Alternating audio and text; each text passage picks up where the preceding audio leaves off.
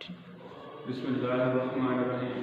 मेरा नाम मलिक शाहिद हुसैन अवान है और मैं SST government model high school Haveliya में अपने फ़राइज़ अंजाम दे रहा हूँ। आज का हमारा टॉपिक है, चैप्टर का नाम है न्यूट्रिशन ग़िज़ाइयत, 9th की बायो का 8वां चैप्टर है। और इसमें सबसे पहले मैं आपको ये बता दूँ कि इस चैप्टर की समरी क्या है, खुलासा क्या है, यानी इसमें हमने क्या क्या पढ़ना है।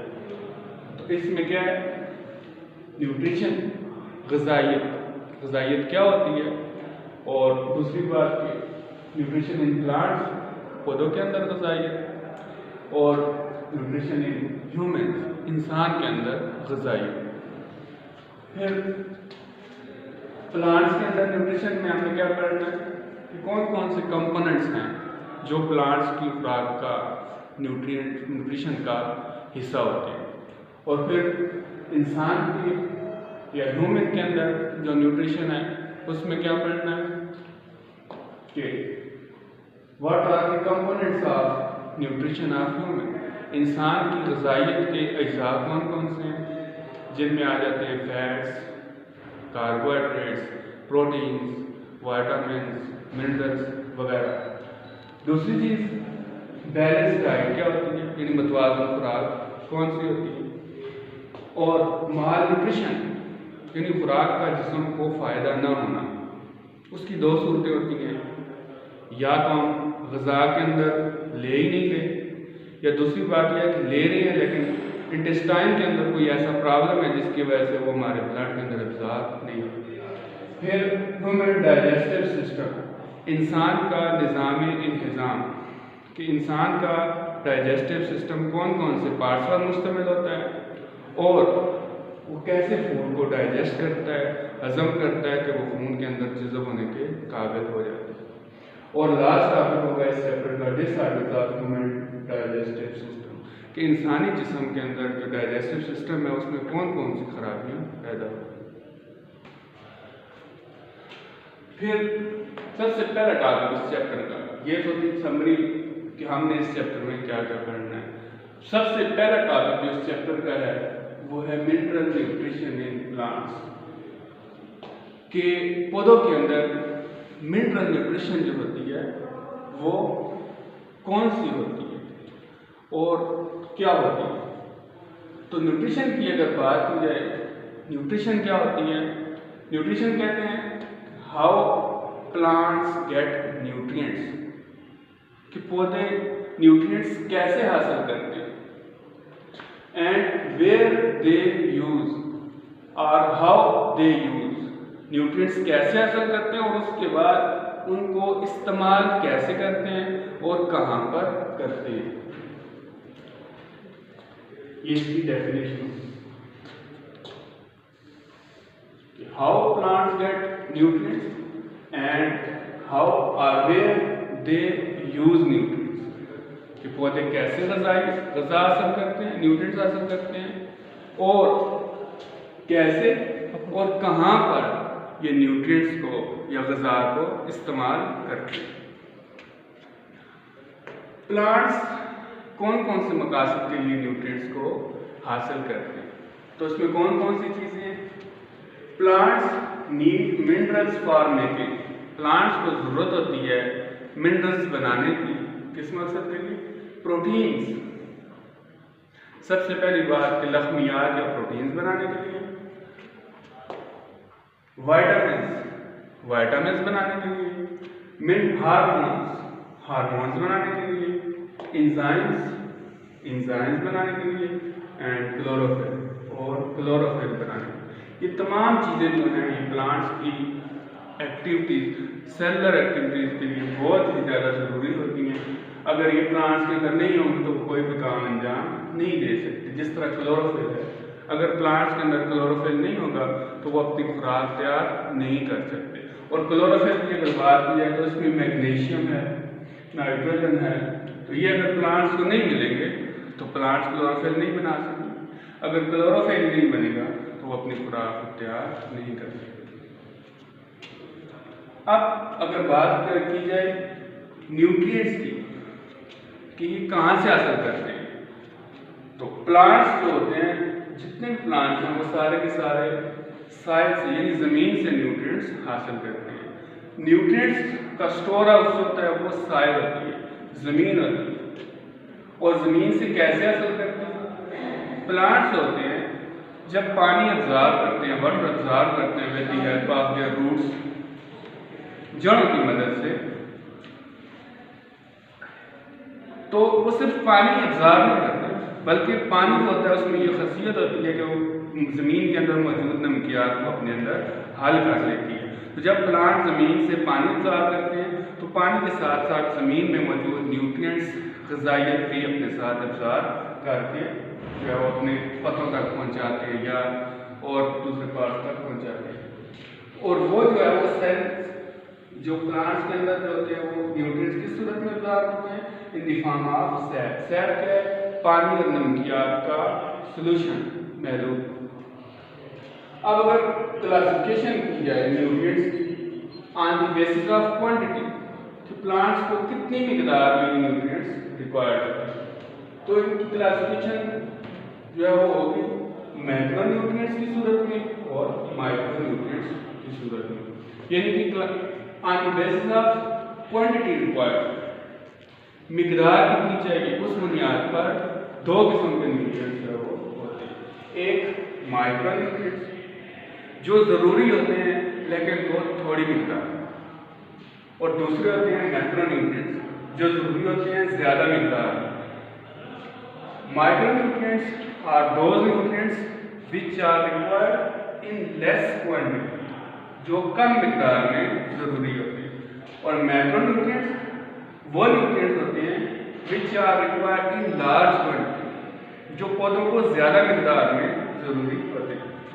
अगर माइक्रो न्यूट्रिएंट्स की बात की जाए तो इनकी तादाद 8 है, जिसमें कौन कौन से शामिल हैं?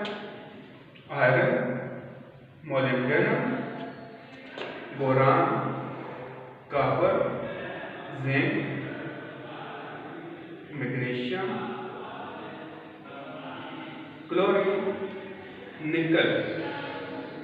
अगर मैक्रो न्यूट्रिएंट्स की बात की जाए तो इसमें कौन कौन से कंपोनेंट्स शामिल हैं, न्यूट्रिएंट्स शामिल हैं?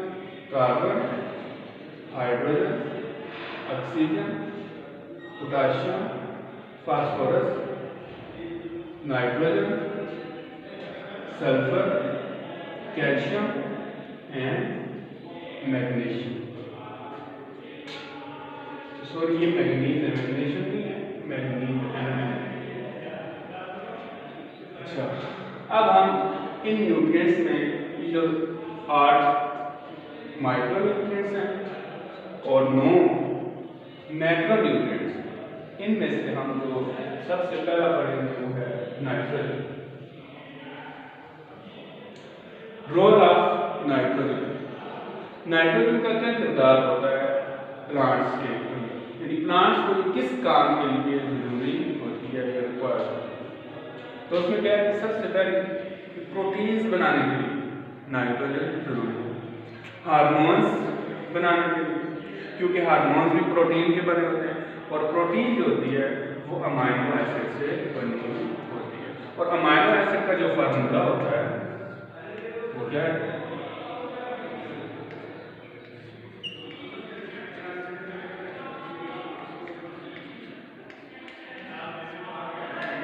ये फार्मूला इसमें अगर आप देखें ये नाइट्रोजन जो है वो in the form of amino मौजूद होती है।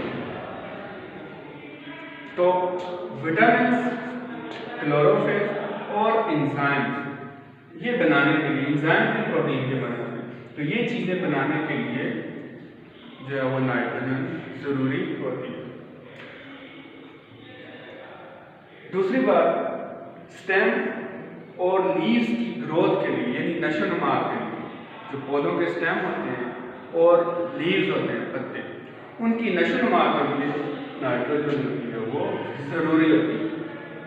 अगर डेफिशिएंसी हो नाइट्रोजन तो फिर क्या होगा? रिड्यूस पैदावार कम होगी, सब्जियां, फल हैं, तो उनकी फसलें हैं, उनकी पैदावार कम होगी। दूसरी बात, येलोइंग ऑफ लीव्स, पत्ते पीले हो जाएंगे। पत्ते पीले क्यों होंगे? क्योंकि नाइट्रोजन जो है वो क्लोरोफिल के बनाने के लिए, ये क्लोरोफिल की बेसिक डायग्राम है, तो क्लोरोफिल की स्ट्रक्चर को आप देखें तो उसमें नाइट्रोजन जो है वो मौजूद है। अगर नाइट्रोजन नहीं होगी तो क्लोरोफिल नहीं बनेगा। अगर पत्तों में क्लोरोफिल नहीं होगा तो उनका कलर रंग साफ होने के बजाय पीला हो जाएगा, जिसके लिए क्या है कि येलो हो जाएंगे लीव्स। और स्टंटेड ग्रोथ, क्योंकि ये स्टेम और लीव्स की ग्रोथ के लिए जरूरी है नाइट्रोजन।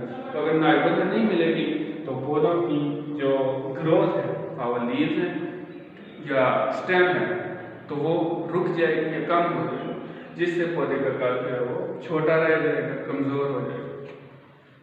ये था नाइट्रोजन का कि नाइट्रोजन किस किस चीज में इस्तेमाल होती है, कौन कौन से पौधे के जो है वो पार्ट्स हैं या कंपोनेंट्स हैं जिनमें ये रिक्वायर्ड होती है। इसमें प्रोटीन है, हार्मोन है, विटामिन है, क्लोरोफिल है और एंजाइम्स। और दूसरी बात है कि ग्रोथ में इस्तेमाल होगी। फिर डेफिशिएंसी होगी तो क्या होगा? डेफिशिएंसी होगा तो यील्ड कम हो जाएगी, पत्ते पीले हो जाएंगे और ग्रोथ जो है वो कम हो जाएगी। अगर बात की जाए कि नाइट्रोजन ज्यादा मिकदार में मिल रही है, पौधे को अगर ज्यादा मिकदार में मिलेगी तब भी नुकसान है, कम मिकदार में मिलेगी तो तब भी नुकसान है। तो कम मिकदार में मिलेगी तो ये तो मैं आपको बता चुका हूँ। अगर ज्यादा मिकदार में मिलेगी तो उसका नुकसान क्या होगा? डिले फ्लावरिंग, कि फूल जो है वो लेट लगेंगे, फ्लावरिंग डिले हो जाएगी। डिले फ्लावरिंग का मतलब है फूल लेट लगेंगे। तो फूल अगर लेट लगते हैं तो इसका मतलब है फल भी फिर लेट लगेंगे। तो ये है कि जब नाइट्रोजन एक्सेस ज्यादा मिकदार में पौधे को मिलेगी तो उसका नुकसान क्या होगा? फ्लावरिंग डिले हो जाएगी, फूल लेट लगेंगे पौधे। इसके बाद जो नेक्स्ट कंपोनेंट है मिनरल न्यूट्रिशन का, वो है रोल ऑफ मैग्नीशियम। कि मैग्नीशियम का क्या किरदार होता है? अगर आप क्लोरोफिल की स्ट्रक्चर को देखें तो इसमें सेंट्रल जो कंपोनेंट है वो मैग्नीशियम। तो मैग्नीशियम क्लोरोफिल की स्ट्रक्चर को बनाता है। अगर क्लोरोफिल जो है वो बनेगा तब जब मैग्नीशियम उसको मिलेगा। अगर मैग्नीशियम नहीं मिलेगा तो पौधे क्लोरोफिल नहीं बना सकते। अगर क्लोरोफिल नहीं बनेगा तो फोटोसिंथेसिस का अमल नहीं होगा। यानी कि वो अमल होता है फोटोसिंथेसिस जिसमें प्लांट्स पानी जमीन से लेते हैं और कार्बन डाइऑक्साइड हवा से लेते हैं, और प्लांट्स के लीव्स के अंदर ये दोनो't पहुंच जाते हैं और वहाँ पे आपस में मिलकर क्या बनाते हैं? खुराक बनाते हैं। इसको मैं लिख लेता हूँ, H2O प्लस कार्बन डाइऑक्साइड, ये आपस में मिलते हैं तो क्या बनता है? खुराक बनती है, C6H12 और पौधे ग्लूकोज बनाते हैं और साथ में ऑक्सीजन बनती है जो हमारी या तमाम जानदारों की, जानवरों की रिस्पायरेशन के लिए जरूरी होती है। तो फोटोसिंथेसिस का मतलब होगा जब क्लोरोफिल पौधे बनाएंगे। क्लोरोफिल तब बनेगा जब पौधे को मैग्नीशियम मुयस्सर होगा। इसके अलावा दूसरा जो इम्पॉर्टेंट रोल है मैग्नीशियम का वो ये है कि एंजाइम्स को एक्टिवेट करती है, एंजाइम्स को एक्टिवेट करने में मदद देती है। एंजाइम एक्टिवेशन का मतलब ये है कि एंजाइम जब नए नए बनते हैं तो वो काम करने के काबिल नहीं होते, तो उनको किसी को फैक्टर की जरूरत होती है।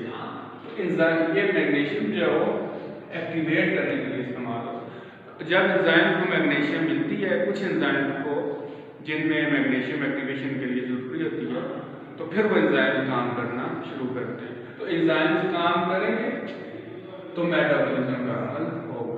अगर एंजाइम्स काम नहीं करेंगे तो मेटाबॉलिज्म का अमल नहीं होगा। तो दूसरा रोल क्या है मैग्नीशियम का? कि एंजाइम्स की एक्टिवेशन के लिए जरूरी होती है। अब हम देखते हैं, ये तो रोल था कि किस काम में इम्पॉर्टेंट है मैग्नीशियम। अब यह कि डेफिशिएंसी, अगर मैग्नीशियम की मिकदार कम होगी या प्लांट को मैग्नीशियम नहीं मिलेगी तो कौन कौन से डिफेक्ट्स होंगे, असरात होंगे, इफेक्ट्स होंगे प्लांट्स के ऊपर। तो पहला फैक्ट ये है कि क्लोरोफिल नहीं बनेगा। जब क्लोरोफिल नहीं बनेगा तो जो लीव्स हैं, जो क्लोरोफिल की वजह से सख्त होते हैं, वो येलो हो जाएंगे। और लीव्स का येलो होना एक बीमारी है जिसका नाम है क्लोरोसिस। क्लोरोसिस में क्या होता है, प्लांट्स के लीव्स जो होते हैं वो पीले हो जाते हैं, येलो हो जाते हैं। तो ये येलो तब होंगे जब क्लोरोफिल नहीं बनेगा। क्लोरोफिल तब बनेगा जब मैग्नीशियम अवेलेबल होगा। जब मैग्नीशियम अवेलेबल नहीं होगा प्लांट्स को तो वो क्लोरोफिल नहीं बना सकते। इसका रिजल्ट होगा क्लोरोसिस। दूसरा ये कि जब मैग्नीशियम प्लांट्स को अवेलेबल नहीं होगी तो एंजाइम्स जो मैग्नीशियम की वजह से एक्टिवेट होते हैं वो एंजाइम्स एक्टिवेट नहीं हो सकते। जब एंजाइम्स काम ही नहीं करेंगे तो मेटाबॉलिज्म का अमल सफर होगा, मेटाबॉलिज्म नहीं होगा। अगर मेटाबॉलिज्म नहीं होगा तो क्या हो जाएगा, प्लांट सेल की डेथ जो हो, जिसको क्या कहते हैं, नेक्रोसिस। यानी कि प्लांट सेल की डेथ भी हो सकती है अगर उसको मैग्नीशियम अवेलेबल नहीं होगा, क्योंकि प्लांट्स की सारी एक्टिविटी सेल के अंदर जो हो रही होती है वो एंजाइम्स की वजह से होती है। अगर एंजाइम्स जो होते हैं वो एक्टिव नहीं होंगे, अगर उनको मैग्नीशियम नहीं मिलेगी, तो जो एंजाइम्स मैग्नीशियम की वजह से एक्टिव होते हैं, काम करने के काबिल होते हैं, तो वो काम नहीं कर सकेंगे। रिजल्ट क्या होगा, मेटाबॉलिज्म नहीं होगा या बहुत कम होगा, जिसकी वजह से सेल की डेथ होगी। और सेल की डेथ हो जाना ये क्या कहलाएगा, नेक्रोसिस। तो डियर स्टूडेंट्स, आज के इस लेक्चर में जो हमने क्या पढ़ा, एक तो समरी कि हमने इस चैप्टर में क्या पढ़ना है, न्यूट्रिशन इन प्लांट और न्यूट्रिशन इन ह्यूमन, मैंने आपको पहले बता दिया। और दूसरी चीज़ जो आज हमने डिटेल में पढ़ी है, मिनरल न्यूट्रिशन इन प्लांट्स। तो प्लांट्स जो होते हैं उनमें मिनरल न्यूट्रिशन का क्या रोल होता है, मिनरल न्यूट्रिशन क्या होती है और उनको कौन कौन सी चीज़ें जो होती हैं वो कम या ज़्यादा मिकदार मैक्रो या माइक्रो न्यूट्रिएंट्स की सूरत में मुयस्सर होती है। तो इसमें हमने क्या पढ़ा, classification on the basis of quantity पर, वो दो किस्म की होती हैं, माइक्रो और मैक्रो। फिर हमने ये पढ़ा कि नाइट्रोजन का रोल क्या होता है, माइक्रो और मैक्रो न्यूट्रिएंट्स में। मैक्रो न्यूट्रिएंट्स में जो है वो नाइट्रोजन, इसका हमने रोल पढ़ा कि नाइट्रोजन का क्या रोल होता है।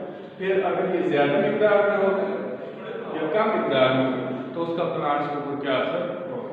और लास्ट चीज़ जो हमने पढ़ी है वो है रोल ऑफ मैग्नीशियम, कि मैग्नीशियम का क्या रोल होता है।